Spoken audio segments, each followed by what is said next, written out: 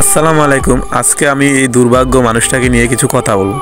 আপনারা তাকে এখন সবাই ট্রোল করতেছেন, তাকে নিয়ে ভুল মন্তব্য করতেছেন। আসলে আমরা বাঙালি ভাই, আমরা আবেগে অনেক কথাই বলি। তারা ভালো খেললে ভালো বলি, আবার খারাপ খেললে খারাপই বলি। কিন্তু তাদের আসলে উচিত একটু ভালো খেলার। কিন্তু এই সাকিব যে বিশ্বে সেরা, সে কি আমাদের বাংলাদেশের জন্য কিছুই করেনি? তার অবদান কি আমরা একেবারে ভুলে যাব? আসলে আমরা ওই দিন বুঝতে পারবো যেদিন সে আন্তর্জাতিক ক্রিকেটকে বিদায় দেবে, তখন আমরা কাকে নিয়ে ট্রল করব। আর তার অবদানগুলো দেখেন ভাই, সে অনেক ইতিহাস করেছেন। ক্রিকেটের ইতিহাসে অন্য কেউ থাকুক আর না থাকুক, বাংলাদেশের সাকিব আল হাসান থাকবে। তাকে দিয়ে দেখবেন এক সময় আমাদের বাংলাদেশকে চিনেছে, আরও সামনে চিনবে। কিন্তু সে চলে গেলে আর কাকে নিয়ে পৃথিবীর ইতিহাসে কথা বলবে?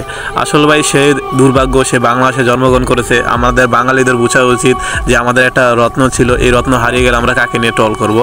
আসলে সাকিব ভাই এখন রিটায়ার্ডে চলে গেলে আমরা আর কাকে নিয়ে এত কথা বলবো, কাকে নিয়ে আর আমরা এত রেকর্ড গড়ার কথা বলবো?